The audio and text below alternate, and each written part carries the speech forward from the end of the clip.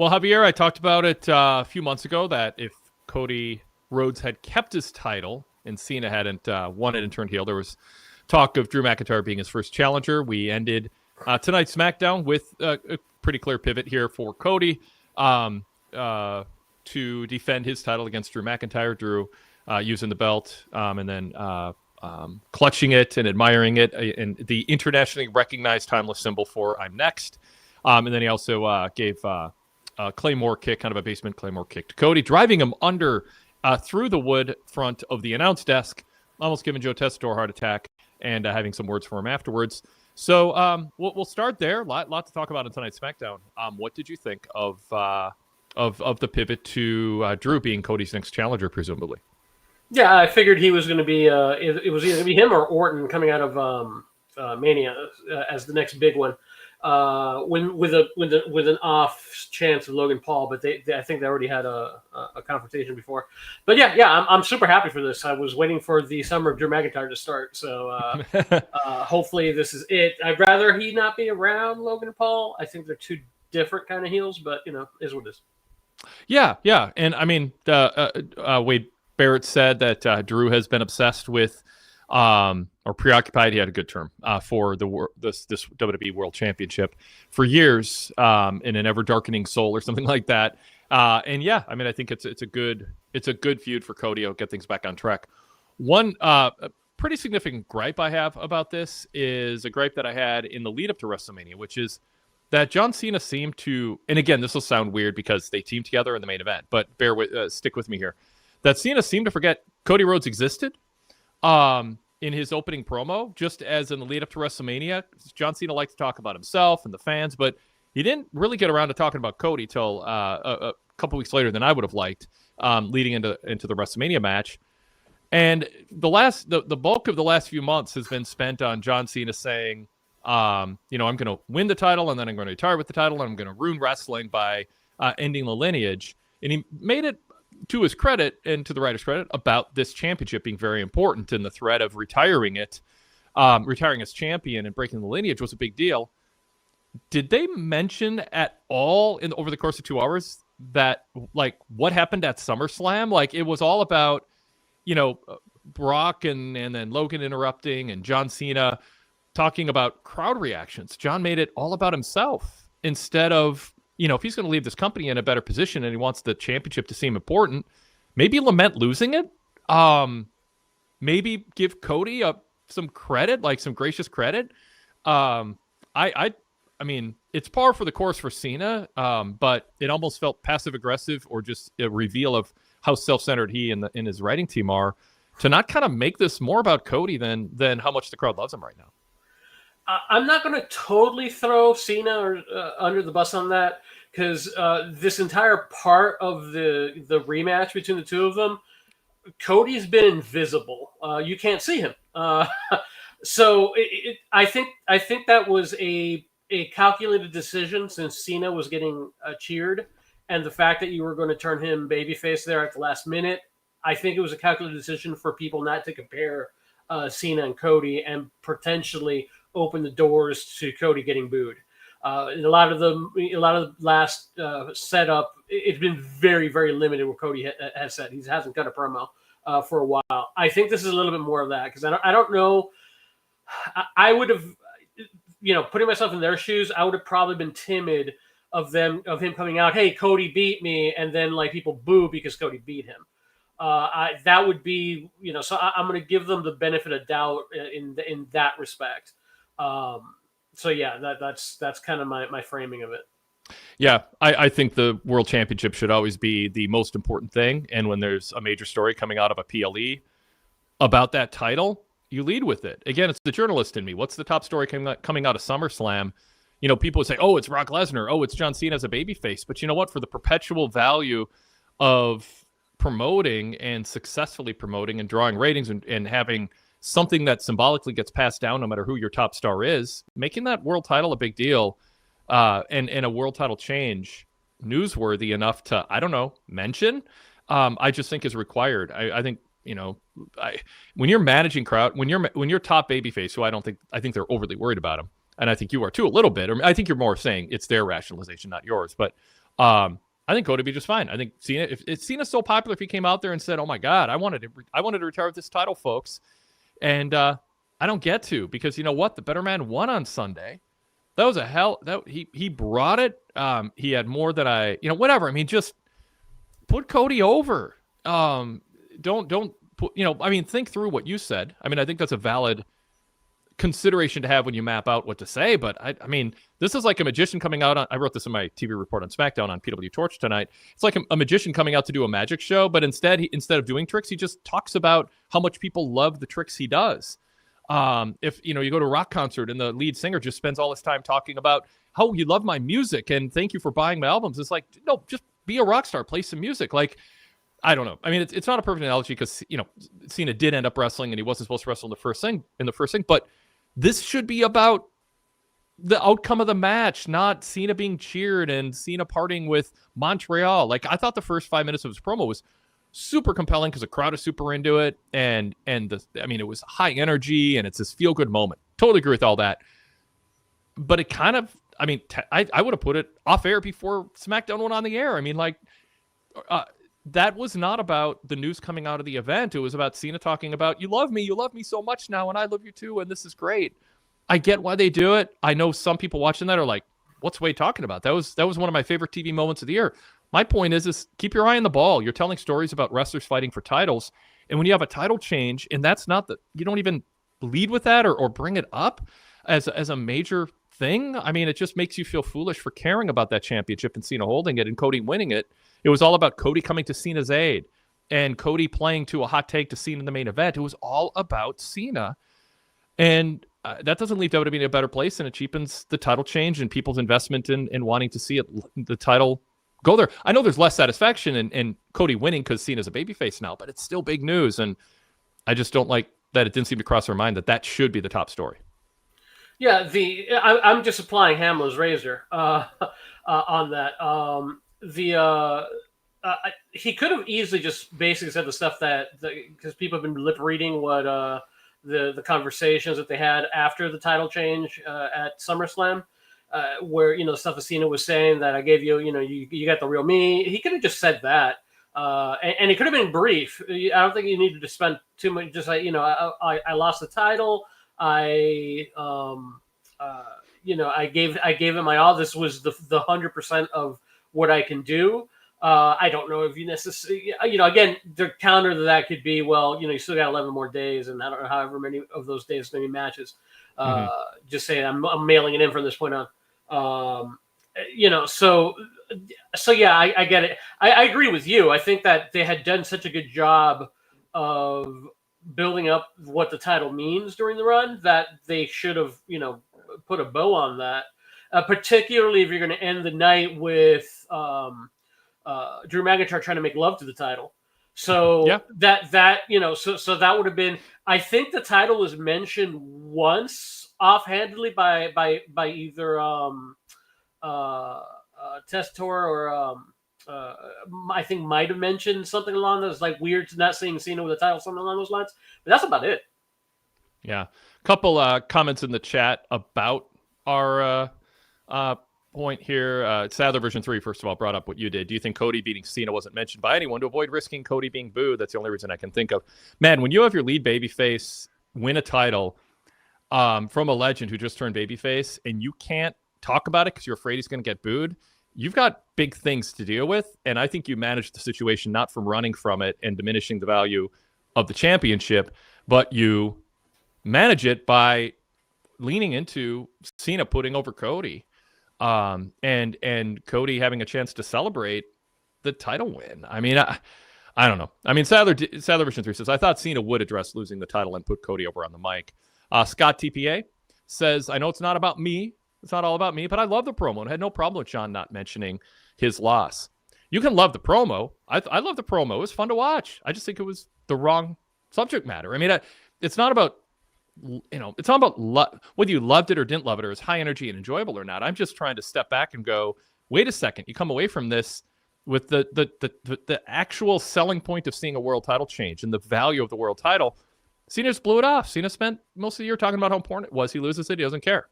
I mean, I don't think you paint over that with a feel-good, tingly nostalgia promo from a guy who's got 10 dates left now when you're going to have a world title that needs to matter. And this was a chance for Cena to actually give back by making the title matter and spend some time trying to figure out how to get Cody over and protect him from getting booed instead of just celebrating how loved he is. By the way, as an aside, for years, Cena was booed by the male fans and most of the fans, I'd say. I mean, the kids liked him. And everyone in WWE would go, "Oh, it's great. At least he's getting a reaction." You know what, Javier? I bet they're a lot happier with this. I mean, like, this was such... I mean, I don't want to ignore this, even though I have, I think, a pretty significant gripe over the demeaning of the title. They have their rationalizations, and I think you're onto something with it, unless it just doesn't cross Cena's mind to be gracious, because he's just so wrapped up in himself and his tour. But this is what they wanted the crowd to do with Cena for all his babyface run. And they always pretended, oh, it doesn't matter. As long as he gets a reaction, that's all that matters. And it's like, this is the reaction they were always going for. And can you imagine if they had just leaned into this instead of the, half-hearted heel turn we got, where Cena didn't play it up outside. I mean, he goes on Stephen Colbert. There's no mention of him turning on the fans. All his media, he's still just a good guy actor. I mean, nobody took it seriously. He wasn't really ready to go all in. And his promos were either bad or awful, depending on your point of view most of the time from most people. He could have just had this great feel-good year too and not had this weird detour that now we just pretend didn't happen, and he blows it off with a kind of amusing but also sort of like, Dallas, the old CBS soap opera weekly network Dallas show where they just blew off a whole season by saying it was a dream. They're just sort of telling you, yeah, you might have taken that seriously, but you shouldn't have. It's just a storyline. And now it's just a joke for R-Truth. I remember that from Roseanne. Yeah. But yeah, so this is the reaction they want all along. Derek Mitchell says, there have been a lot of missteps with John Cena's entire retirement tour. I'm not incredibly worked up about Cena giving Cody his flowers for winning the WWE title. You don't have to be worked up about it, but come on. The world title changed hands. And it's not the lead item. It's not even the second or third or fourth item on the show. I mean, it's just, I don't know. I think tomorrow a lot of people are going to wake up, and thinking about this show, going, "Oh, I got drunk on Cena cheers and in the nostalgia of this Cena, baby face again. We can all, finally enjoy it the way we wanted to." And they're going to be like, "Oh, wait a second. There was a guy who's going to be around next year who we're leaning on in a championship with a lineage that now isn't broken, and it didn't matter." It just didn't matter. I mean, I think that lingers. There's something that you mentioned, talking about the split boos where we're at least getting, a reaction. That's fine when you're dealing with like normal, art, but wrestling and this also applies to some movies that have recently been divisive with the audience. It's popular. It's called pop culture because it's popular culture. You don't want half of your audience hating what's going on. You want to try to get the biggest slice possible. So that to me is just coping, and it's always been coping with Cena and Roman Reigns when they were saying, well, at least they're passionate about it one way or the other. That's just cope to me. Yeah. All right, well, let's pause and introduce ourselves. We can talk more about this. I mean, there's a lot of angles to talk about here. And again, it made for great television. I'm not denying that. I'm just saying there's a hangover coming that I'm bummed out about. And, this is not unusual for Cena Mike Steff in the chat sums it up. He goes, people wanted the old Cena back and they got him, complete with his history of not acknowledging losses and moving on like nothing happened. And when I talk about, I just disagree with whatever philosophy goes into that rationalization. They rationalize it. It's been the way Cena operates, and I think it's selfish, and I think it's or low IQ execution of how to follow up on matches. I don't know. I wanted to move on, but I think Cena, it goes back to Cena saying to the crowd, "I hope we entertained you," and he's like, "Oh, WWE was afraid to come here because Montreal would hijack the show," and it's like, you just lost the world title. Cody just won it. It was a classic match, and you're talking about something from almost 3 decades ago that's been over talked about so much, and it's some localized angle or some localized storyline. Keep that off air. Stay focused on what matters. Stop talking about freaking Montreal. It pissed me off. Like, oh, fans, you're great. You're not going to hijack the show. We love you. It's like, there's a world title. in a main event, and the lead babyface is going to be here long after you're gone, won it, and you're doing some tired trope about Montreal and some meta stuff about WWE not wanting to run events here because they're going to be hijacked. It's like, where's someone to steer him back on track?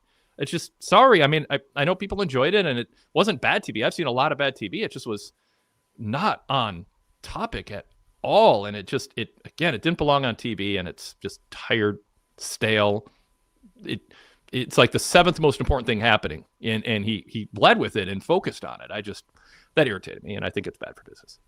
All right, this is the Wade Keller Pro Wrestling Post Show for Friday, August 8th, 2025. I'm Wade Keller, host of the show, editor, publisher, and founder of the Pro Wrestling Torch weekly newsletter. I will say I'm guilty, though. In the headline this week, Cena turns back face. Cody regains title. The headline was Cena turning face.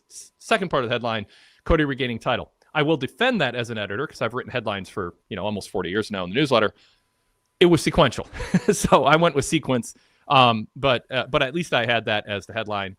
Had Brock in smaller print under it. Because I think that, I'll say this. I'm joking about, I have Brock returning in small print as a sub headline. And, I put that into what should be the big font and what should be on the top line. So I put my money where my mouth is, despite throwing myself under the bus somewhat unfairly at the beginning. Anyway, that's the newsletter. You can read the PDF version online this week and catch up on back issues dating back to the late 1980s with a VIP membership. PWTorch.com/GoVIP is where you get details on how to not only get new newsletters and new exclusive content every week, but also back issues. This is issue number, let me look, 1933.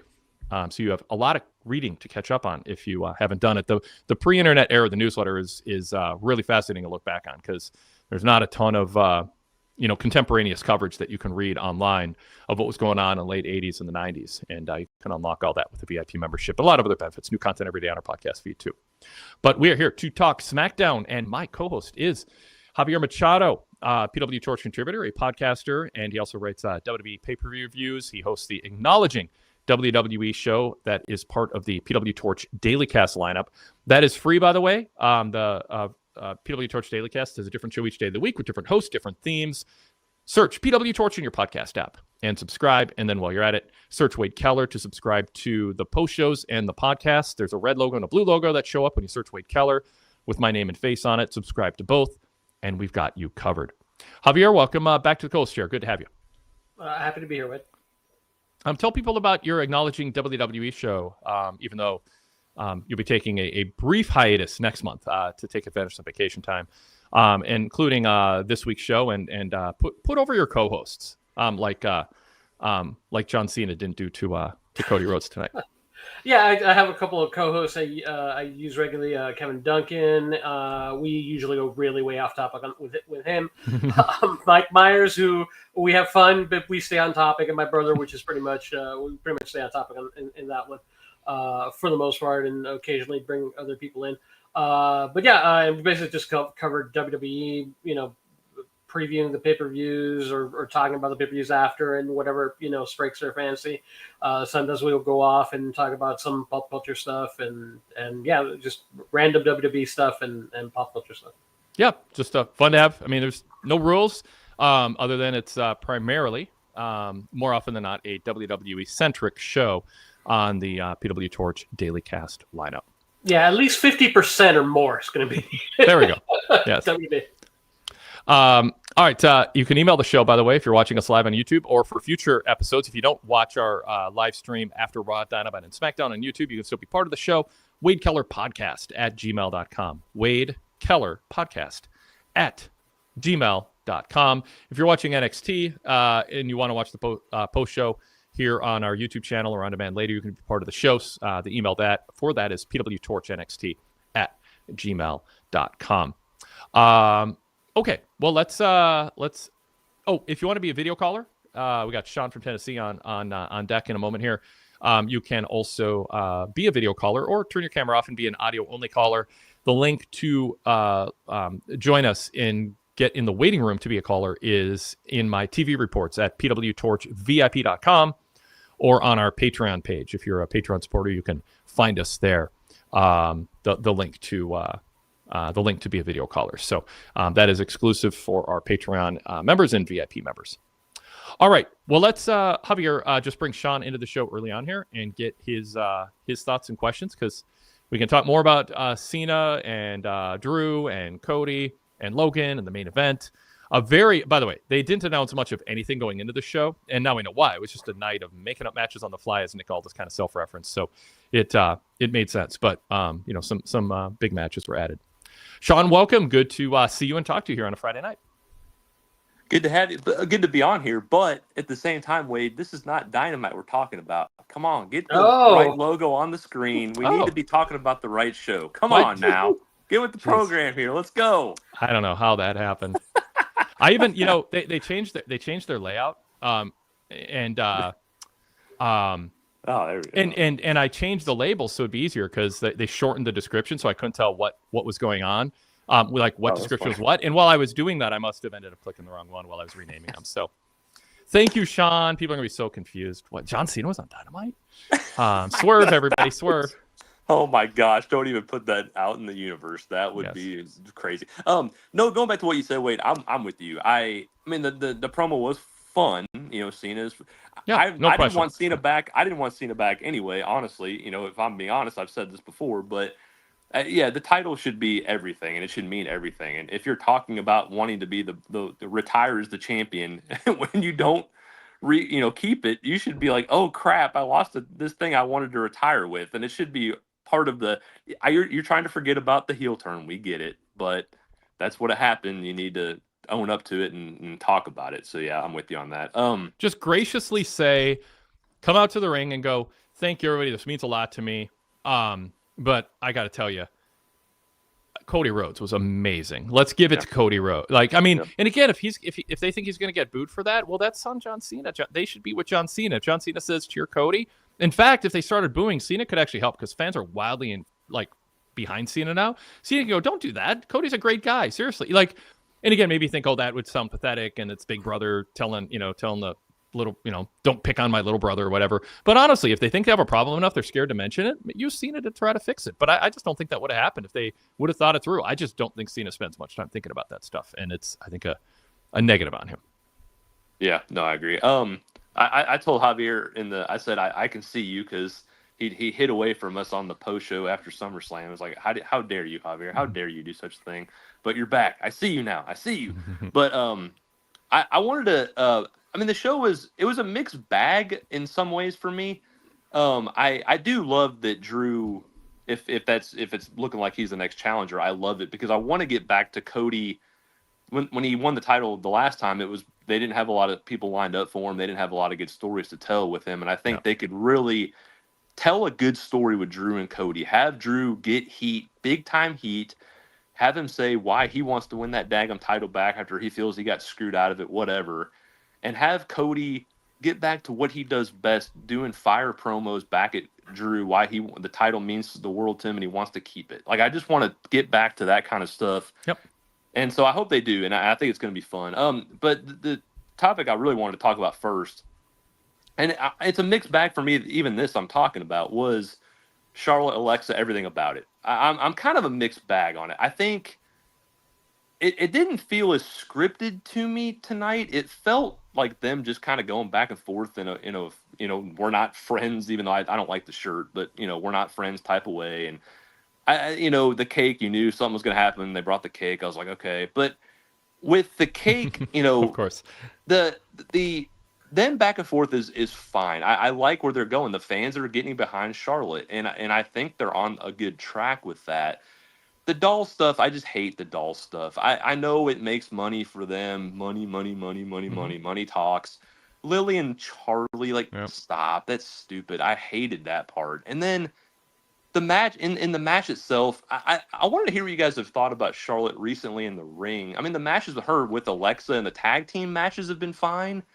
But Charlotte, I know she's athletic, but the stuff feels awkward. Some of the kicks feel awkward. Having to do the flip and the clothesline every match, it just feels the same. Yeah. It feels kind of stale, I guess, a little bit. But I wanted to hear what you thought about that. And then with Chelsea, I love Chelsea's fun. You knew she was gonna take the cake. But again, at the same time, her people put the cake in the ring. You know, so you knew that was going to happen when they tried to bring the cake into the ring. You knew that was going to happen. So that part of it made sense in what they were doing. I mean, I don't like those segments in a sense of, I don't want WWE to go down that route they did 5 years ago with Roman and the dog food. I don't want to do those kinds of things because I don't want them to get ideas that, oh, that's what, just because they're going to pop for it means we want to do more of that kind of stuff. So I wouldn't do it all the time or even once a month, but I think it was fine. I think it worked, but I wanted to hear what you guys have thought about Charlotte in that segment as a whole. Yeah. Javier, what do you think of what Sean had to say there about Charlotte? Yeah, and the dynamic, Yeah, that I mean, it was fine. It was better than they both felt scripted. It's just that the one on Monday they were going for a. I should have researched this before starting that because I mentioned it on my podcast.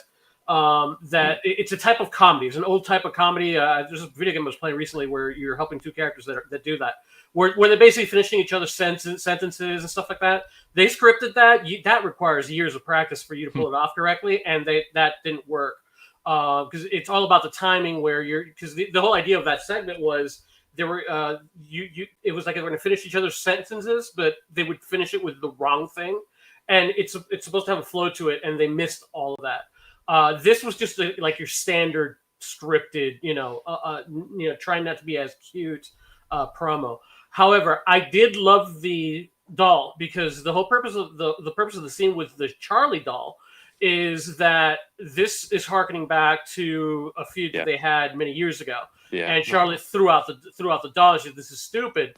And this, when she pulls out the Charlotte doll, great acting by Bliss, who was like visibly moved that Charlotte has been holding on to this Charlie doll for 4 years. That meant something, to it. So it might. It's funny. I also mentioned this on the podcast. It might be silly on the surface, but the dolls are important to Bliss, and the fact that Charlotte, who's always been, out there in Charlotte land, the fact that she kept it, even though it wasn't, it meant that internally there was something important about the doll to her, because otherwise she wouldn't have it.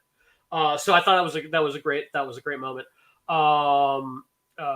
And in terms of the match, Charlotte's Charlotte. She when you have her with a really good wrestler, the great matches. She's just like someone who she's a good wrestler. I just don't think she could really carry someone, and which is kind of the same thing with Chelsea Green, that she's also a good wrestler but can't carry someone. So that's the only thing. But otherwise, so it was like a mediocre match, but I didn't think it was like horrible or anything. Yeah, I don't have super strong feelings on Charlotte and Alexa. I mean, I think it's baked in. It's going to be a little stiff, a little stilted. And so there's kind of a range where, as I said, I think it's still a net positive. I wish it was a little more natural. There's a little more flow. I think Alexa's a good performer. I think some of the material is awkward and they're not pulling it off. Javier explained to a degree what's going on there.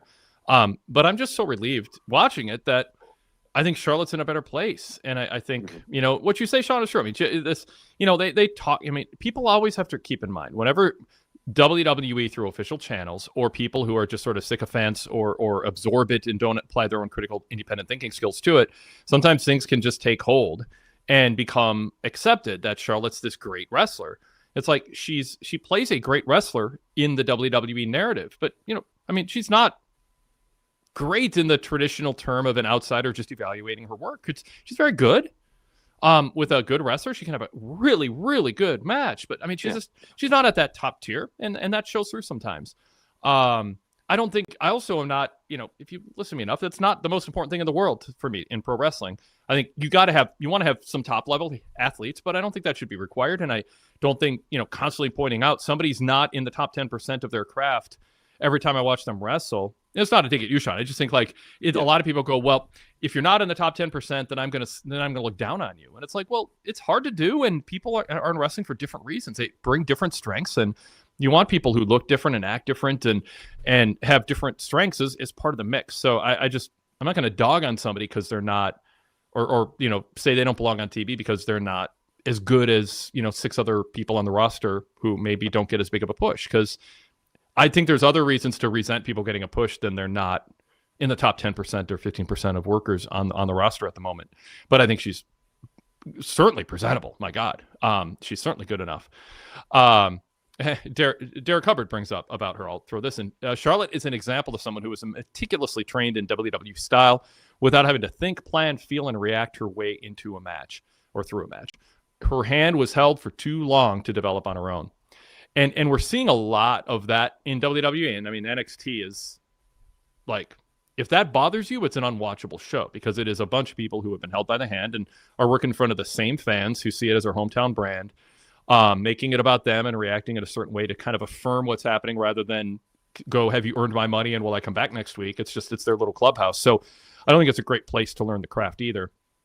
And that's a problem, I mean, I think it'll manifest later. There's some things that you do now that you pay a price for later, including having a world title change and not talking about it, and having someone win a title and not talk about it, and having someone lose a title and not be sad about it. That stuff you end up paying a price for later. You also do for what Derek brings up. But Azan White says Flair fits in well in WWE style, real great. And that's the thing. I mean, like, she's not great, but she fits in fine for the way WWE tells stories. It'd be nice if she was a little bit better. I'd like her to be a little bit better actor. But full circle, I enjoy the segments, even if they're a little cringy, and I actually think that's part of the charm. Not every there are. I'm trying, like, if there's an intense blood feud, like, we don't want Drew and Cody to be cringy or cheesy. But you can actually, it's not, I won't say it's a feature, not a flaw, because it's not. I'd rather it not be cringy and clumsy, have clumsy acting. But it's kind of endearing also. I mean, it works well in this context for what they're doing. It doesn't unravel what they're trying to do, that it's a little bit awkward, because frankly, the friendship is sort of built, the genesis of the friendship is awkwardness. So again, I'm not trying to excuse bad acting as not pulling it down a little bit, but I don't think it pulls it down enough to still not be a net negative. And I just like seeing Charlotte kind of happy and having fun out there, doing something different.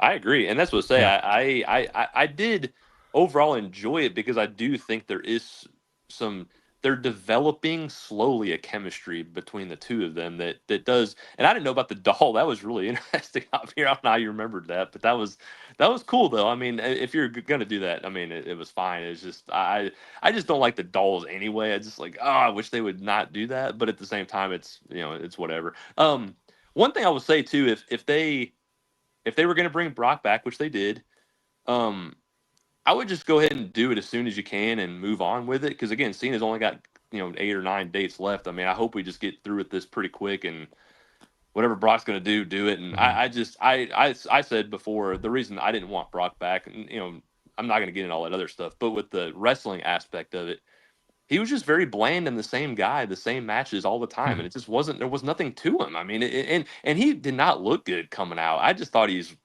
let himself go, gained a lot of weight, unless he's got a lot of muscle that I didn't see underneath that shirt. But he didn't look like ready to go and do a lot of cool stuff. I just thought he's there to do what he's going to do. I think, Lesnar's reaction, as documented or presented or alleged, it's an array of things, and that Janelle Grant lawsuit is concerning. WWE ran an internal investigation, felt comfortable enough. We know how those things can go. There's going to be skepticism if they're not real open about it. But Lesnar is not a defendant. He isn't accused of doing anything wrong. He's accused of doing things that make you go, I don't know if I want to pay to see this guy. And I wish WWE didn't hire him and pay him and make me plug my nose when I watch the show when he's on. You might have those feelings based on some of the discomfort you felt in what was laid out there. But I don't think he belongs in the same bucket as Vince McMahon in terms of, what we know and what's been alleged. Not even close. All that said, lost in this, Sean, is something you bring up, which is let's pretend that never happened. He just was nursing a knee injury for a couple of years, and now he's back. Do we want him back? Like, he sucks a lot of oxygen out of the room. He almost flaunts how little he has to work for his money. And I don't know. I mean, I thought WWE had a good thing going with people who were more full-time. And I think the most excited people get right now are about Sami and Jay and Cody. They're enjoying some of the other stuff with Alexa and Chelsea. You've got Rhea Ripley, who's full-time. I could go on. I mean, if I'm WWE, I turn the page. I mean, if part of why they brought back is they just think Raw ratings suck, Netflix, and they're worried about Netflix opting out early, or they're trying to give a boost to numbers. I mean, they got the ESPN deal done, so it's not like they needed to get a boost to Peacock numbers to get the next deal done. But I don't know. I mean, it's so much of with Brock was about, do you feel like WWE's done something that makes you feel icky about TKO, and WWE doesn't seem to care. TKO doesn't seem to care. I think it's in their DNA to be who they are, and fans have to look past that, as a lot of us are having to do more and more with anyone we support. I mean, I don't think people are thrilled with Apple this week. If, presenting a gift to the almighty king, I mean, it's just people like, oh God, can I switch from an iPhone now? And, but I like my iPhone. I think people feel that way about WWE. I like my WWE, even if I don't like some of the politics or some of the people who are behind it or some of the way that they handle their internal problems. So, it's an ongoing thing. Javier, Lesnar, talk about it. Yeah, I mentioned this on the post show. I'm pretty much exactly where Todd Martin was if you listen to the Fix this week. So I'm, if I'm running WWE, I wouldn't, just because of the, in general, for that stuff, and also because he's kind of been played out, and what he could do has been played out. You had to basically bring in heavy equipment and almost flip over a ring last time he showed up. So I mean, there comes to a point where it's fine. It's done. But it's Cena, and they have a history together. So in terms of personally, I'm agnostic about it. At least it's Cena. I'd rather him. If you were gun to your head, you got to bring Brock back and do a match. I either have Gunther beat him. I'd have or Cena and get it. Have him involved in that little part of the thing, so you're not messing with Reigns, or you're not messing with anybody else. Gunther I would have in there, just Gunther beating Goldberg and beating Brock would be a big thing, but that's about it for me. All right, Sean, any follow up on any of that? No, I mean, I agree pretty much with what Todd said too. I mean, like I said, wrestling, it's just, I don't need a lot of German suplexes anymore. It's just, it's played out. I just don't, it was fine for first year, and then it's like, okay, I don't need it anymore. I want him to be invested in a different way, and it's just, he's going to do what he wants to do, and that's okay. Now, but, I mean, Sean, what if as Derek Hubbard says, I would say Brock to put over Braun Breaker when Braun Breaker's ready to be elevated to main events. Would you feel better about the journey we're on with Brock having to plug your nose over the allegations, just the tawdriness of how he reacted to some of the stuff Vince was proposing to him? Mm-hmm. Are you okay with that? And does it make you tolerate having to go through another chapter of Lesnar in WWE if in the end he is there to help put other people over in a meaningful way, hopefully more meaningful than John Cena putting over Cody and not talking about it 5 days later, 6 days later? No, I would be totally fine, because Brock came initially, this last feud with Cody, which was, it was good. At least he was putting Cody. Not that Cody needed to be over. I mean, he already was, but he was willing to kind of do the job to Cody, and that was fine.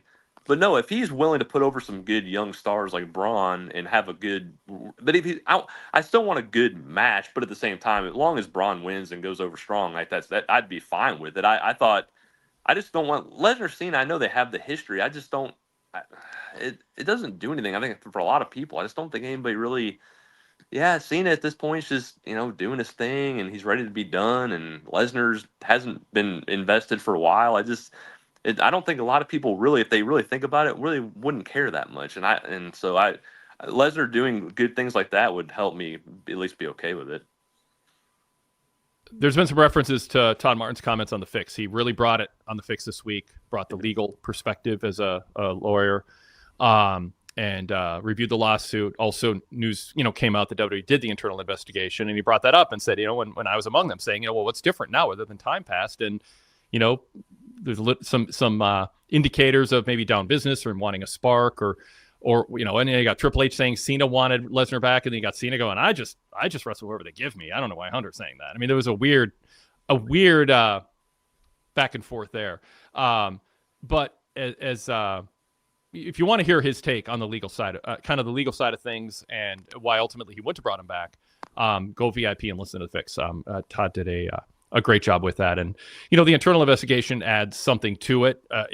Unless you're just beyond skeptical, like I mean, you're if they had found there was more wrongdoing and that they feared it could get out, then he probably wouldn't be brought back. And they did their due diligence there. You would expect, otherwise why draw attention to it? But there is a cavalierness right now about how much they'll get harmed for what they do. I ran a poll on PWTorch, by the way. I said, how do you feel about WWE bringing Lesnar back? In brief, 50% give it a thumbs down, and 45% are either neutral or give a thumbs down to it. I'm sorry, let me correct. 50% are against it, and I'll just break it down. 18% are neutral, or 16% are neutral, and 29% are happy about it. 5%, because it doesn't add up to 100, 5% said I'm still processing it. That's why it adds up to 95, not 100. So almost a 2-to-1 margin, positive to negative, or negative to positive, a lot more negative people. If you add neutral to it, which WWE would consider, okay, people aren't mad, you're still, at 45 compared to 50%. So it is PWTorch. It's not a scientific poll. I think we have, more discerning readers and listeners who think through stuff a little bit differently than maybe the average mainstream fan does. But it does indicate it's not crazy to talk about this potentially having a negative effect on TKO's reputation and how WWE feel about the brand. And it can, that if you chip away at the goodwill of fans, how fans feel about the brand, there's only so many, John Cena chants that can offset that somewhat before it starts to manifest as causing people to attend less, spend less, buy less, just watch when it's free, but not spend money on it. That stuff can happen over time. I wouldn't be as cavalier about it as they seem to be. But that said, did Lesnar do anything wrong enough to be just banned forever? And if he comes back and puts other people over and maybe works a little harder in the ring, I think he can win some people over time too. And this is a very small sample size because it was only 6 of us. Only half of us who were watching SummerSlam knew about it, and one of those, me and my brother, obviously, because we follow it closely, and my brother's wife, just because she knew from gossip sites. So the other people that were with us were like, why you guys? And they just don't know. So I don't know what percentage of your casual fan are even aware of any of this too. So yeah, I'm fair. Yeah, absolutely fair. And that's why I say the PWTorch audience is not reflective of the larger audience. So you just take it for what it's worth. But among our viewers, it's a nearly 2-to-1 margin, negative to positive, with some 15% being neutral. And it was a different thing with Hogan just because of the profile that he has. So yeah, and Hogan said racist and anti-gay things, and Brock didn't. Well, in this case, that's not part of the allegations against him. Here, I can't speak to what tape might come out or what he said, but in this instance, it's tawdry, kinky things, and again, the level of awareness he had of the power dynamic that Vince had. Which I don't know that there's enough evidence that he knew how heinous that situation is alleged to have been, and text messages painted a picture that have not been, disputed. So it's just, I say this all the time, during the Me Too era too. It's like, judge every situation individually. 3 of them might be the same, but that doesn't mean the 4th one that at first glance looks the same is the same. Every single one of them should be treated individually, and there shouldn't be some sort of gang mentality on. There are allegations is made. I believe you should be canceled. You just look at each situation individually. And with Lesnar, he deserves to be looked at individually. And people can go, I don't look at him the same way, but I don't know that he shouldn't have a job. But I also don't think it's good for him to be back for the reason, Sean, you brought up. So, yeah, as Derek Mitchell said, Brock Lesnar isn't Mel Phillips, Terry Garvin, or Pat Patterson. I'm not sure. Pat Patterson's not Terry Garvin or Mel Phillips, by the way. Speaking of individually, I'm not saying his that there weren't some allegations there that are bad, but it's like Terry Garvin and Mel Phillips are just accused of exponentially worse things. So I've always felt it was unfair for Patterson to be linked in with those two, even if you might evaluate Patterson individually and go, ugh, I don't like that if you believe the allegations. But the Mel Phillips and Terry Garvin stuff was way worse. Way worse. All right. Sean, what else? Yeah, so I just want to go back to the early tag team match really fast because I just had a thought. They had the Motor City Machine Guns and I don't like 16 TLC matches. There's just too much for me. I mean, it was what it was. But then they have the Motor City Machine Gun saying we're going to get back up, and then they haven't established Talatonga and JC Mateo as a tag team, and they just beat them, and it's just like, well, they did tonight. Yeah, that's why they won. They wanted to establish them. I mean, how do you establish them if you don't beat some 40-some-year-old guys who you're not investing in for the future, who are there to, have good matches and be a legacy tag team? I mean, you're right. They haven't established them, but I mean, like, honestly, at some point you got to establish them. And tonight, I mean, my take on it was, I love that the Guns did a promo ahead of time going, we're going to rebuild. This is the beginning of our path back to the titles, because too often wrestling promoters don't want to give fans false hope. So they just won't let babyfaces aspire to win unless they're booked to win, because they don't want fans to be sad. I like the Guns saying this, being optimistic, and then when they lose, it feels like a bigger deal. I'm with you in terms of, you're watching JC Mateo and Talatonga, and you're like, is it worth investing in them? Do they show enough in the ring? And I get that, but I go back to what I said about Charlotte. This is, not every win and loss should be dictated based on what wrestler's going to have more 3.5+ star ratings. Who's going to be, quote, more entertaining athletically in the ring. Sometimes it's important just for the faction led by Solo, with the roster depth chart right now and their commitment to building up Solo. You got to have his support group seem formidable. And so you sacrifice the Guns. And I mean, I would not mind if the Guns were the number one tag team right now, Sean, and they were undefeated and they were still champs, and they really invested in them, but they chose not to take that path. So, Well, my point that I was ultimately going for was, we've seen that they're not taking enough time with tag teams. Like, okay, they get a win over the machine guns, but like, are they really going to build them up? Like, yeah, they win a match, but they haven't shown they're going to build any of these teams up. They're just all the same, with no character development, no anywhere of where they're going, what journey they're on. They're just, they're with Solo, so they won, which is fine. I mean, I get what you're saying in that sense, but we haven't seen what he's done nothing with tag teams to make any of them feel important. So I just, that okay, they win now, they'll trade wins with the next team the next week, and they're going to trade teams with that team the next week. There's no real semblance of the journey we're on with any tag teams, and that's what's hurting that division, because they have talent in that division, and it's I guess a little frustrating in that sense. I think they said, we're paying these guys, they're on the roster, we got to find a way to get them on TV every week, so let's treat them like the X division, or back in the day the Divas division, where they all appear on TV and they argue, and that's what we get. I mean, they're not going to dedicate as many segments to tag teams as as would be enough to offset your criticism of how they present them. So I think I'll say this, I think they're self-aware, Sean, of your criticism. I think they'd probably largely agree with it. And then they go, but what do we do instead? And the argument that I've made is just have, two pairs of tag teams feuding, 2-on-2, another pair 2-on-2. And the other tag teams just kind of have them hanging around, waiting for their moment to get TV time again.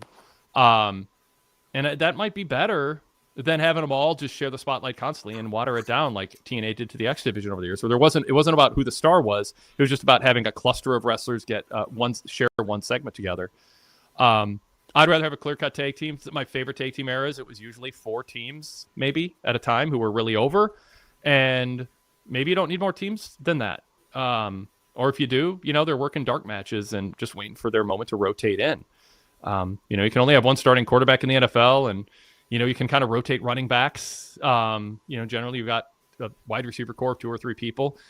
You don't fit everybody in. There's only so many spots, and in tag team wrestling, there's probably 2 to 4 spots at a time. And WWE's just decided, let's do 6 or 7 spots and have them all in there at once every week. And it's not my favorite, but in their defense, I think they're aware of your criticism, and they've just weighed the other options and decided to go with this for now.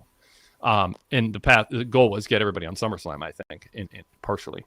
Javier, your thoughts on the tag team division? And they protected, using quotes, the Guns by having them all taped up, and that they were still, hurt from the and why they were maybe half a step short. My bigger concern is kind of what Sean said was, are they even really a tag team, Talatonga and Mateo, or just 2 guys they put together to fill in the amount of time just to lead in, because that led into the Sami Zayn reveal that he was going to be Solo's opponent. Mm-hmm. So, it might have just been a fill in time. In that case, I'd be not much, but a little bit more negative on using, one of the tag teams that's supposed to be, because they presented all the tag teams as being equal, which is why they had to wrestle, 6 in the TLC match.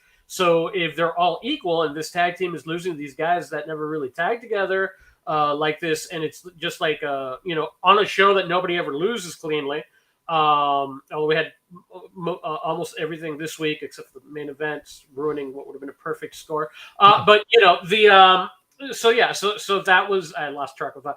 I'm a little bit more negative in that respect overall, that you're hurting the overall tag team division, but it's not like it could be hurt more than where it is now. So Wyatt 6 just going nowhere. The frustrating thing is that you do have good talent there with the Profits and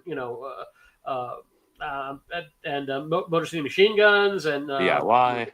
And now you've dragged poor Ray and Andrade into it. So you do have good talent there, but I think it would have been better. And looks like maybe they're what are they going to be doing with Miz and Mello now, since they're apparently going to have a match next week. So yeah, I mean, it's frustrating if you're a tag team fan, but it is what it is. It's not their priority. So nope. Sean, anything else you want to bring up before we move on to Jason from Australia? Oh, yeah. All right. One quick thing I'll bring up, and I'll let him bring up some stuff. No, just with the Sami stuff, I do think they need a draft. I do hope they have some kind of a draft or a switch up or something, because I don't like people just going to different shows all the time. I just wish they would have some semblance of order with that. Yeah. But tonight it made sense. I mean, Sami's in Montreal. I mean, he's going to get cheered. I mean, I get it, but I just wanted them to do something with that here soon. But with Sami, well, I don't know if the Montreal Canadiens play the Toronto Maple Leafs in New York. Oh wait, that wouldn't happen. I was trying to get my analogy. If the Toronto Maple Leafs and Montreal Canadiens are playing in Toronto, but there's a player born in Montreal who plays for the Rangers now, he doesn't get to just show up and just join, the Canadiens because they're in Montreal. I know I screwed. It was clear in my head before I started talking. And then I started talking, I blew that one. So if the Maple Leafs if Toronto's playing Montreal in Montreal, and there's a player from Montreal who plays for a team in the United States, he doesn't get to show up and wear the Canadiens uniform. And that's what you're saying. Well, you're defending it, and I'm saying no. Like I want it even stronger. And all they have to do is just have something. It doesn't have to be a great explanation, but just say, Adam Pearce and Nick Aldis worked out a 1-week trade, like we're in Montreal, we got Sami, but in exchange, Adam Pearce gets this SmackDown wrestler, like just kind of for a week. And now people can look forward to a novel match on Raw too. Just kind of make it, just acknowledge it. I mean, they're so cavalier about it because they just don't think people care, or are keeping track. I mean, I've kind of given up keeping track, but I think the novelty of seeing wrestlers remix in a draft situation is worth protecting the brand separation for a year in between, or more in this case. Javier, anything on that?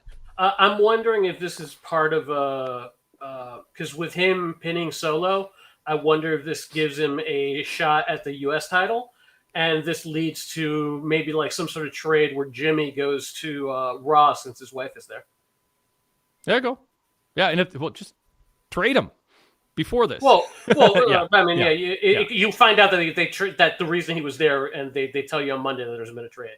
Yes, although I'm not taking issue with you, Javier, but my preference would be if somebody who isn't part of a brand is on a brand, explain it beforehand, not days later. Just out of respect for people who keep track of that kind of thing. I shouldn't admit this. I just don't even know who's on what brand anymore. Like I haven't put enough thought into it, and it's been so indiscriminate. I mean, I kind of know which world. I mean, I kind of know Gunther is a Raw guy, and so therefore, I mean, but I have to think about it. It's like it's not built in because there's been so many blendings during Rumble season, Mania season, SummerSlam season, and otherwise too. Yeah. Cool. So just going back to Sami, ultimately, I do think because at first I really thought they were going to turn him heel and start that way to get to the title, maybe in that way, and have him have all these frustrations about all these things and kind of build off that. But now I really think they're on a big face run with him, maybe ultimately winning at the Rumble. in Saudi Arabia. I think that's where they might be going with him because, I mean, again, it's hard not to get behind him. He's so, interesting in so many ways, and there's so many cool things they do, and his promos are always fun, and he always gets you invested in every match he's in. So, where do you think what kind of journey do you think they're ultimately going to go with him? Because I think the main title could be next year. I think we could see it. It's possible. Javier? Yeah, I think you might as well have just said what you said as a spoiler warning. I very, very strong possibility he ends up winning the Rumble. And then what? And then challenging for whoever has the title. Yeah, but who do you think? I think Sean's asking, who do you think that'll be? You think it'll be Seth? Do you think it'll just be Seth? Build off what they were talking about before. I have to wait and see where they're going to go, because I mean, Seth probably be Roman maybe. Because the only other thing I could see is that if he has a title shot at Rumble, but there's definitely going to be a title shot involving him with the Rumble being in Saudi Arabia. Yeah. All right. Thanks, Sean. You brought it. Appreciate it. Well, I try my best, Jason. I'm excited to hear what you have to say, man. And Javier, it's always fun being on the show with you guys. Always fun. Thanks, Sean. Enjoy your Go weekend. VIP. You too. All right, up next we'll go to Jason D from Australia. Jason, welcome. Yeah, thanks, Wade and Javier. Got a few things. How you going, Javier? Hang in there, man. That's what I like to hear. All right, I've got a few things to bring up. Regarding Brock, I'm neutral to him coming back. I mean, I still think he did a wonderful job helping put Cody over when he needed it a couple of years ago when he lost to Roman at WrestleMania. Just that moment where he offered his hand and Cody shook it. We never saw that from Brock's character, where he was willing to almost acknowledge someone being his equal. So that at that point in time, that really helped solidify Cody. And then they told the story of him going on later that year, and then the next year finally completing his story. So I'm not down on Brock coming back as far as what they can do on TV. I get the full circle moment of him wanting to challenge John Cena. They both came in at 2002, that OVW class. And Brock coming back as a heel, I can almost buy into him wanting to ruin wrestling. John Cena wanting to ruin wrestling, no. But Brock Lesnar coming back, I can hear him saying to John Cena, you say you've got 11 appearances left. Who's to say you're going to get through those 11 appearances? Who's to say you're going to make it to the end of the year since I'm here? And if he's unsuccessful in this task of ending John Cena early, then he can go on and ruin wrestling. And that's where he can build up his heat. So I'm trying to look at the stories that they can tell with him, and eventually somebody standing up for professional wrestling, maybe a babyface Gunther. That's where I can see them going with Brock. So I'm not down on it, but yeah, him wanting to ruin wrestling, I can buy. I think they see, and hopefully it plays out over time, I think they see matches that they're excited about with Lesnar. And I hope it's about putting other people over, keeping Lesnar strong so that it matters. But kind of perhaps rounding out his WWE career for the most part. And whether it's, like you said, a babyface Gunther, obviously a match against Cena, Cody, something with Cody. I mean, I just think they think he's a big star and we can, have some big matches with him. I don't think they'd bring him back and take the heat if they weren't excited about what they have in mind for him. Javier, you want to add anything? Breaker. Someone had mentioned in the comments. Breaker, yeah. Breaker was the other one. I was thinking someone else was there. Breaker would be the other. Breaker for sure. Yep. Yeah, I mean, if Lesnar has high profile matches against Cena, Breaker, and maybe a babyface Gunther by then, maybe it's compelling enough and it's worth it to take the heat they're taking, calculated, accounted for, not what they want, but it's still, it's like I said about Charlotte and Alexa. The acting isn't great. It's a little cringy and cheesy, but I think it's a net positive for what you're getting out of it, and fans are enjoying it. I think WWE does similar calculations with risky, moves like this. In relation to Cena, see, I have the attitude, maybe to your annoyance, Wade, and I think a lot of other fans have this attitude that whatever WWE presents on TV, we try and make it work for our own entertainment. So we look to plug logic holes, because if we don't do that, then we could just rip apart everything. And I try and do that with WWE for my own entertainment, even though I could pick apart so many things. So with John Cena just blowing off everything that happened the past 6 months, which it seems to be what they're doing, I guess for him, he has always had a happy-go-lucky attitude where things don't really matter to him. If he loses, so be it, he'll just move on.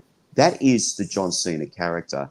It's not the type of character that I like, though, because, and it's not the type of character we've been used to over the past couple of years, because you look at a guy like Drew McIntyre, who's been a very intriguing character, someone worth investing. The whole impetus for him to turn heel was he couldn't get over the fact that Solo cost him in his world title match against Roman Reigns in his own country.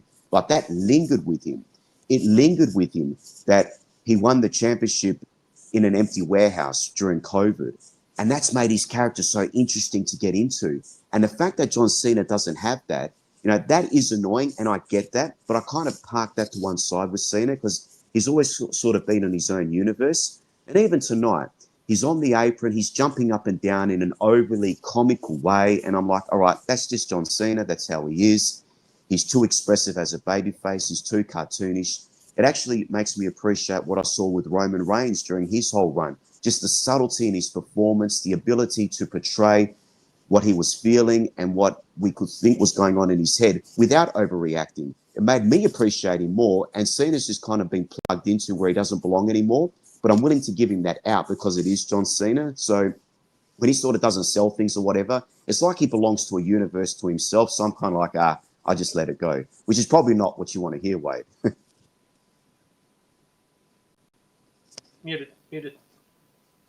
I think we can you can accept that is that you're okay with it, but we can't then ignore the damage it does. And the next, does everybody think that way? And because to me, it's just Cena's saying, "Oh, I wanted to ruin wrestling.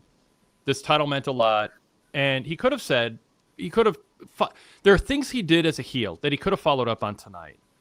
And he decided not to because it was a love fest. He wanted to talk about the Montreal Screwjob in Montreal and how much the fans love him instead of, what I've been doing the last few months. Like, there was no follow-up on the whole thing. And again, I get there's strategically things you don't want to draw attention to. That do you really want to make more references to the people who convinced you to do this, who abandoned you? If that's not imminently a storyline or anything you're going to revisit, maybe you don't want to go back to that. That's in the... It's in the narrative. It's there. But the fact that he was saying nasty things about the fans all this time, and now it's just, I'm going to make a joke to our truth, and I'm just going to come out and let you cheer me. It punishes fans who invest and immerse themselves in the stories that are being told when they're so frivolously dropped. And you can accept it because you think Cena's in his own world, but it doesn't. I think it does damage. I think it makes people feel foolish who got invested in that because Cena goes, never mind, it wasn't working well, so I just abandoned it. But it was just entertainment. If you saw me outside of WWE, I wasn't taking it seriously anyway.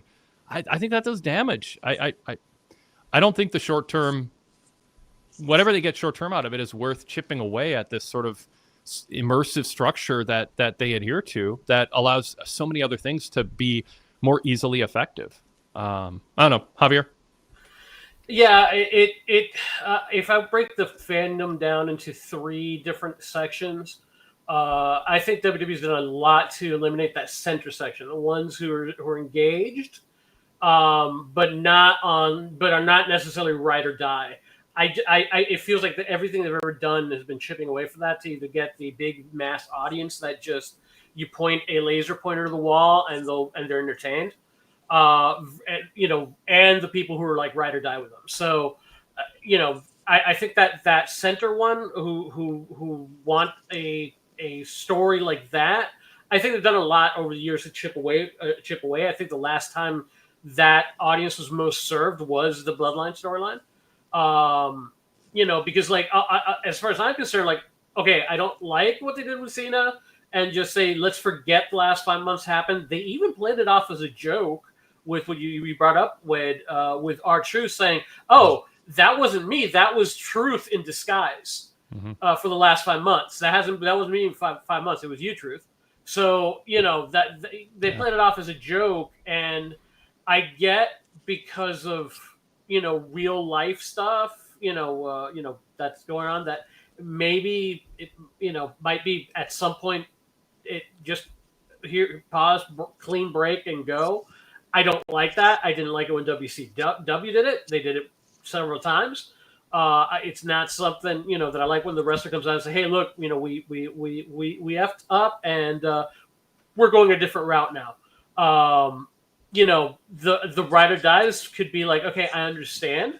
Let's hope that whatever's coming up next is better," but you lose that middle group, and then ultimately when times are lean, that's the group that is your bellwether fans, the ones that are going to still be there when those guys that who follow the laser pointer out of the room. Yeah, no, well put. And I would say for fans who it doesn't bother in the immediate, it still disinvests them, for lack of a better term, in a more immersive experience as a fan. I mean, they experience it on such a superficial level that they don't get to experience it in a way that I think wrestling bookers and wrestlers themselves owe to fans to give them. Just one where you own what you do, and even if it's not convenient for tonight, there's a larger purpose you're serving, which is John Cena going, I'm sorry, the things I said, come up with an explanation, and don't just shake it off like a dog who comes out of a lake and just shakes off the water and rolls around like, okay, that's it. That didn't even happen. Like, it just, you own it, address it, challenge yourself to do it, and respect the fans who were invested in you as a heel, to not just go, well, that didn't really count. There really wasn't anything. Do a better job with it. And, just go and just say, God, I'm sorry. Like, I I think there are things he can say that would, instead of him telling us that he's going to be vulnerable, just be vulnerable. Say, you know what? I came in here not sure if I could go anymore, and I saw how good Cody was, and he proved how good he was on Sunday. Congratulations, Cody. Jeez, you're amazing. And I was insecure about whether I could beat him, and then some people got in my ear, and then I started blaming the wrong people for waking up sore in the morning and thinking maybe I need to take shortcuts, and I did some things I'm not proud of, and I'm going to spend the last 11 dates here trying to make up for that. And I'm super proud that I got to have a match with Cody that I'm proud of, and I'm proud of him for beating me, because that was the best version of me. I mean, I just think there's a promo there to be had that takes into account everything that happened, instead of just acting like, haha, that didn't count. It's all a joke anyway. Just, cheer me. I don't know. I don't think that's asking too much. I don't think it's radical or profound what I'm saying, Javier. Yeah, I mean, sit down interview that you air at some point during the show and just push his appearances later in the show. Yep. And you can say all that in the ring too, instead of talking about Montreal Screwjob and the people in the back worried about you hijacking a show. Just keep that nonsense off the air. That's so John Cena to do it. He's always been this weird meta top star who doesn't understand the value of just adhering to a narrative. And it's one of the, I always go back to it. He goes, I hope we entertained you. I was just shocked. And no one thinks that's shocking for a wrestler to say that, but of course it's shocking. Wrestlers are self-interested in trying to win matches. Their job isn't to entertain people. In real life it is, but not on the narrative. And he doesn't understand that. That's why I think he's in the lower tier, the lower third of top guys when it comes to wrestling IQ. I don't think anyone's ever said that to him in a way that it landed and he processed and has a good counter argument to it. I just think he doesn't think that hard about this stuff. Jason. And for me, for that point, right, so I'm watching John Cena, he's waiting for the tag to come in with Cody Rhodes. He's jumping around. He's got that overly expressive face. To me, it's coming across cartoonish, but I'm like, look, that's Cena. It is what it is. So then him and Logan Paul go to the back. They do their thing. Then it's like, okay, that's out of the way. Now we're getting to proper pro wrestling. We've got Drew McIntyre, who's been obsessed with this world championship. He had it. He had the world heavyweight championship in his hands briefly before Punk took it away from him and Damian Priest. He's looking at it. He's selling it. And then he's delivering a Claymore through the announce table against Cody Rhodes. Now we're into proper pro wrestling where people are thinking about things and they're dwelling on things, and it's coming from a place of a past, and there's history there. And McIntyre takes it seriously, Cody Rhodes takes it seriously. So that I can get into, but then I can compartmentalize and put Cena in his own universe. And I think a lot of fans can do that because, Wade, it's just... in the short term, but it has a long-term effect. That's my argument. I'm stipulating to what you're saying, Jason. Yeah. But get to your point, right, which was frustrating for you. It all depends on the star. I thought that Rhea Ripley going into WrestleMania this year, her character was done damage by the way she inserted herself into the match between Io and Rhea Ripley. I mean, Io and Bianca Belair. It didn't come across like she had, a reasonable argument for it, but the fans still cheered her like that, and she gets the biggest pops. You were talking about CM Punk, right? You thought that what Cena said to CM Punk was going to do tremendous damage to him, as Cena just obliterated him verbally while Punk laid there for 15 minutes. Punk was still getting a massive reaction. Now Cena, it seems that if you're a big star in this era, no matter what's written for you or whatever, it's like you've got enough credit in the bank with the fans that they're still going to cheer you. So what should drag the fans' perception down of these stars, it doesn't seem to make a difference. But I see your argument. You think long-term that's going to chip away at that. I think if you're mega over and you're bulletproof, but you're part of breaking the narrative and teaching people, conditioning people not to buy into a narrative reality that is held accountable over time, you're selfishly taking advantage of your bulletproof popularity with your legacy history with fans at the expense of other people getting over in the future by having a structure that still works. You're just kind of, you're destroying the railroad tracks as you travel down the track with momentum. So, and I think that's what happens. I mean, I do think there's a lasting damage to Punk with what Cena did, but I also think, and I go to this, the fact that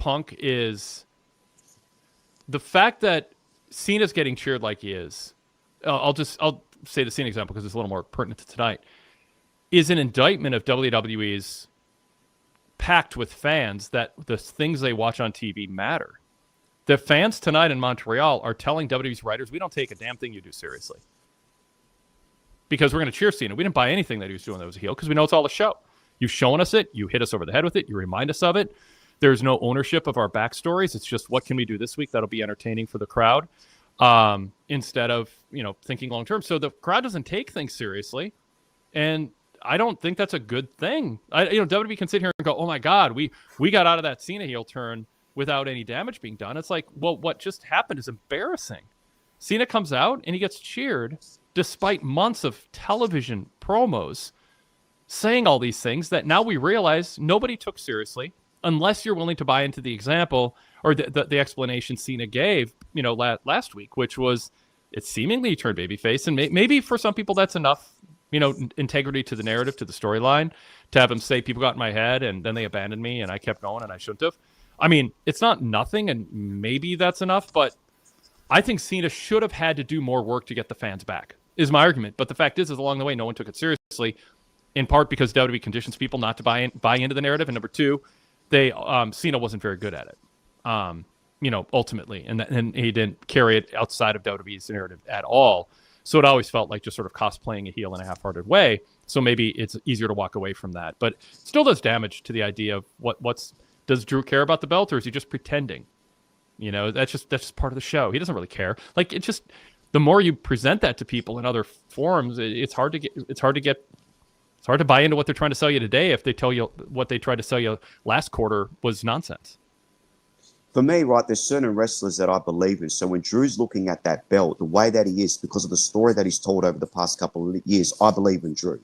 I find Drew to be a very, very believable character and what he's focused on, because he's been consistent and he doesn't let things go, which is what vast majority of people don't let things go. Stuff lingers for them. So I can believe in Drew. And I agree with what you're saying, Wade. I'm only saying it's like a commentary. Like, I feel like there is a very large section of fans who kind of just let things slide because they just want to, because it's easier. And as long as WWE is entertaining him, and I feel the term that has corrupted all this is the term cinema. Oh, that's cinema. Mm-hmm. That term has been overused, and now it's been corrupted by WWE. The fans have kept saying it. Oh, it's cinema. This is cinema. Now WWE, everything's like, oh, we're going to make it cinema. We're going to have this shot. We're going to have this shot. Isn't that cinema? That's the word I reckon that's made everything come undone. Well, we had cinematic wrestling during COVID, but that's a little different. But there's a little carryover too there, where everything just I mean, I still can't get over the finish to Edge and Orton and how, it's just clearly shot separately from the flow. They had to splice together stuff. It was just, but they do that in their little skits sometimes. They've been doing it less lately. I don't know. I just think there's a lot of people in WWE who don't think about the stuff we talk about on the show, and they don't want to bother with it if they think about it, and then they rationalize and say it doesn't matter. But I do think, Cena's destroying the train tracks that he's traveling on behind him by being as as flippant and dismissive of what he just tried to get people to invest in the last few months because, well, it's not working. So instead of owning it and really doing a good job to explain the change, he just throws a couple things out there, and it's like, well, Montreal loves me, so all's well that, all's well. But that's kind of like that pick and choose, right? What they want to invest in long term and what they don't. Because if you look at the story of Drew McIntyre and Damian Priest, right, they told a really good story with WrestleMania last year to this one, with how Damian Priest was always a thorn in Drew McIntyre's side, but it wasn't like it was on purpose, and Drew was blaming him when he should have been blaming himself. That was actually a really good long-term story they've told. They've shown the ability to tell good long-term stories and actually have plot points where you can reference and go back to. It's just that kind of pick and choose which feuds to do that with and which feuds not to, and which wrestlers to do it with too. So it's interesting the way they do it. My thing is that moving forward long term, right? 2 years ago the story was Cody Rhodes coming back. He didn't complete his story at WrestleMania. He then had to fight his way through the bloodline. He completed it at WrestleMania 40. We had Roman Reigns coming back as a babyface, Cody with the championship. This year it's been about John Cena's final year as an active wrestler. What is next year's story going to be, with the current wrestlers? Because you can't really go back on Roman. You can't go back on Cena. You don't have that story. Like, whose story are they going to tell now in order to continue that momentum? Because this year's flying past, and that's what I'm intrigued with. What are they going to do next year, and what are they laying the groundwork down for? Javier, any ideas? The next year's story is the rise of Braun Breaker, and I wouldn't be surprised if we do get Sami Zayn as a champion in between two. Help me, Wade. Well, I'm trying, but I'm not sure what you're looking for. When you have a champion that's just there to jump from one wrestler to the other. Transitional champion, yeah. So it's a glorified. I can see Zayn winning the title, finally completing that, and then just getting destroyed by Breaker, and then when it's time for Breaker to do his thing. Yeah, I think those are good. And on the women's side, I mean, Rhea Ripley, Julia. I mean, I don't know. I mean, there's Stephanie McCare. Yeah, yep, for sure. Yeah, she should be brought up before. Yeah, I mean, Julia's talented, but Vaquero should be brought up first at this point with the track. It feels. I mean, it's been not that much since WrestleMania. Feels like she's being way more protected than Julia. Julia's already been involved with the titles, so I think she's more like they like what they have. Vaquero just feels different. I think that they're just positioning her to be like one of their top women stars. Yeah. All right, Jason. And just a small thing, when they went to Jade Cargill and Tiffany backstage, Jade said to Tiffany, you were lucky that your foot was on the rope. Did they actually show footage of that? Because I don't think they did. So if Jade's going to mention, they shouldn't assume that the audience saw that. So if you're going to have an out for Jade Cargill to lose to Tiffany, I would have thought they would have had like Joe Tess and Wade Barrett talk about that match, show the highlights, show Jade hitting her finisher, but then Tiffany's foot just happened to be on the rope. So then when you cross to Jade Cargill and she referenced you're lucky the foot was on the rope, the fans at least have that instant replay in mind so they know what she's referring to if you want to protect Jade. The fact that she's just sort of mentioned that, we're just meant to assume that everyone watched that. It's a bit below WWE. And also just, I can't get over the SummerSlam 2 lineup. How you have basically 4 no DQ matches leading into a no DQ match as the main event. Like, the main eventers would never tolerate that in any other era. Why would you take away from the main event? I know one raved about it, but that's just very unlike WWE in that way. I just see a couple of things. I'm like, what's going on here? I'm not likely to criticize them. You know what I mean? I always try and see things 75% full, but there's some things I'm like, this is interesting. What's going on here? What do you think about? I mean, it's as close to reviewing SmackDown as I'd like in the post show, but it is. Sorry, yeah. But I'm about to explain. But they did bring it up, and there was a promo on it. So whatever. I shouldn't say that because it is pertinent enough because I had a backstage segment. It came after trying to book next year, so we're straying a little bit from staying super on course of SmackDown. But it's a worthwhile discussion. So just scratch all that. Go ahead, Javier. What do you think of how they handled the foot on the rope thing? I had totally forgotten the foot on the rope thing. So yes, a replay of that would have been nice. It doesn't. It just feels like they don't know what's necessarily next for any of the people involved, because it didn't really feel like Jade was going to be going. I see that segment. I'm like, it felt just like saying, "Hey, this thing between Jade and Tiffany is over, so we don't know where we're going to go on from here." That's so. My answer is I don't know what to make of that, Wade. I think it's good to have Jade as a big star talk about how she lost and put an asterisk next to it. And kind of, I mean, Tiffany won, but I don't think they want it to seem like a barrel of Jade. And if Jade doesn't bring up what happened, well, why wouldn't she? I mean, it's a blown call. Show it though. Show the footage so the fans know to protect Jade, because well, it wasn't a blown call. It just, we've seen this spot before where the person goes for the pin and the person getting pinned, their foot inadvertently hits the rope, so it saves them. So Tiffany gets the victory. Yes, with the moonsault, she wins clean, if you like. But Jade almost won. But they didn't show the footage to remind fans of that, so Jade still remains strong. Yeah, I mean, Tiffany won clean, but she should have lost first. She should have. Jade had the visual pin earlier in the match. Yeah. But yeah, no, I mean, I guess the logistics is how do you show it? And yeah, because it's not. Yeah, I'm conflating a couple things. The fact that the foot ended up inadvertently on the rope, and then Tiffany won afterwards, is something I should show. Yes, I mean, you're right, Jason. That would have been better. But you, in theory, you don't know what Jade's going to talk about beforehand, so then you have to figure out a way to do it, and maybe it was part of the video package.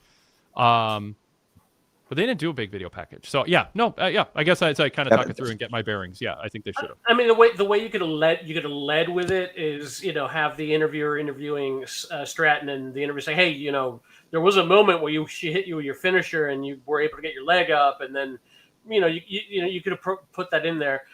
It's just. The thing is that it never even crossed my mind, because what my takeaway when I saw the match on SummerSlam was the fact on how hard they were putting Tiffany Stratton over after she beat Cargill. Mm-hmm. And it didn't feel like Cargill was being protected at all. So like her having essentially a pin that just happened as she was, because she's a rookie. We see this a lot with quote unquote rookie wrestlers where they get their finisher in, but they're too close to the ropes. So the positioning matters. Mm-hmm. And the more veteran wrestler grabs the rope or puts their leg on the rope. We see that's a standard storyline, but that didn't really feel, it wasn't like after the thing, Tiffany won, but she knew she was in a fight and she almost lost and she's just her veteran. We didn't get that. It was just like, Tiffany's great. She's been undefeated this year. This is amazing. Tiffany's awesome. And bye-bye, Jade. That's kind of more the impression, which is maybe the reason they brought up the foot here is to more, maybe they made that, they realized that that's kind of what went on, because my impression leaving that was like, okay, we're kind of writing Jade off and putting her as writing her off like at the tippy top, wrestling for the title level. That was my impression, but her bringing this up, maybe she just takes a little bit of time and then she makes an appearance later on in the top on the top level. Yeah. All right, Jason. Anything else? Yeah. So to me, the reason why I brought up the match order SummerSlam, because it just goes to just things that I see and with WWE, and it's a bit unlike them, which you've kind of mentioned before. Like you could have easily have Joe Tess and Wade Barrett just talk about that match. Jade Cargill, big match up against Tiffany Stratton. Tiffany won. Show the highlights, show the foot, and then show the moonsault, whatever. But just one more further thing in relation to Alexa Bliss and Charlotte. Again, to sort of echo what you guys are saying, it's borderline cringy. Right, and you feel like it's almost going to fall off the rails, but it hasn't. The past couple of times, they've just managed to save it. And ultimately, Charlotte is getting over as a babyface. Mm-hmm. There's times when she's sort of acknowledging the crowd. She's looking at them. They're cheering back at her. So this has worked to get Charlotte over as a babyface. So ultimately, it's working, even though there's been a couple of times where you feel like they're going to fall off the cliff. So it's that awkwardness is kind of helping in their favor. Yeah. Javier, you want to comment on that? No. Yeah, cool. All good, guys. Jason. All right, nice talking. Thanks, Wade. Take care, Javier. All the best, buddy. Thanks. Good talking to you. Thanks, Jason. Have a good weekend. Javier, I'll throw to you. Anything you want to bring up about tonight's show that I haven't yet? No, I didn't exactly take greatest notes. So, yeah, it's about about it. Chelsea Green, did you like her? We talked a lot about Charlotte and Alexa, but I mean, Chelsea as an agitating heel who then gets fed to her for a loss. Was Chelsea get a good performance grade? Thumbs up from you? Yeah, I mean, she played the role as she plays. Recently on social media, I think someone was saying, "Oh, you always, they always have you jobbing," and she explained, that hey, look, I'm getting paid to do this job, and sometimes for the good guys to get over you need to have someone to take the loss, and that's the thing. She and Miz are like, they deserve more credit than they get just because they're people that can always lose, yet always. You want to see them lose. You want to see them get a pie in their face, so that the babyface can get a couple wins in to move up on the card. So, I thought she's great. So. Yeah. What about the Wyatt Six vignette? We got to hear from everybody in the group, which Dexter Lumis speaks. Yeah, that was surprising. Yeah, I mean, this is see, I was able to translate Bray Wyatt because he would speak very much in like Lovecraftian topics and stuff. This is just gobbledygook for the most part. So it's harder to actually figure out what they're saying. Black though, Black had made a compelling point, so I kind of like Black's thing. That point out what do you think his good point was? Yeah, I was about to say that dude has an obsession with that eye storyline that he was in, because he mentioned the whole eye for an eye thing, which is what he's saying, that that he's not the type of guy that is just going to strike back with reciprocity, like same level of what you do to him. That if you hurt him, he's going to end you. And if that makes him a bad guy, then so be it. So I don't like the postmodern, evil is in the face of is in the eye of the beholder kind of stuff. Mm-hmm. There are moral evils you can do. But I can see his point saying that, hey, look, I'm just defending myself the way I'm, meant to defend myself. And if you don't like me for it, so be it. But it was his thing, talking about, because he mentioned it's an eye for a limb, an eye for that. This guy's been obsessed with that whole eye storyline where they took out his eye, because I mean that was his entire gimmick in AEW was the eye, that he lost in WWE became like a like a scar across his face, and his current look, he's wearing a contact on that eye, like that eye is blind. Right. That guy's been carrying that gimmick from the pandemic for quite a while. Only other thing I wanted to mention, because when Jason was on, was, and I'll just briefly talk about it, is the Drew McIntyre Cody Rhodes match could be something special if they are able to handle it correctly, because there's so much history and so much truth to mine in that storyline. Starting, and I'm just going to mention the starting because I could go on forever. Starting from McIntyre leaving, getting fired from the WWE, reinventing himself, going on his tour through all of the indies, TNA, ROH, making a name for himself, coming back, and then Cody followed his path almost like verbatim,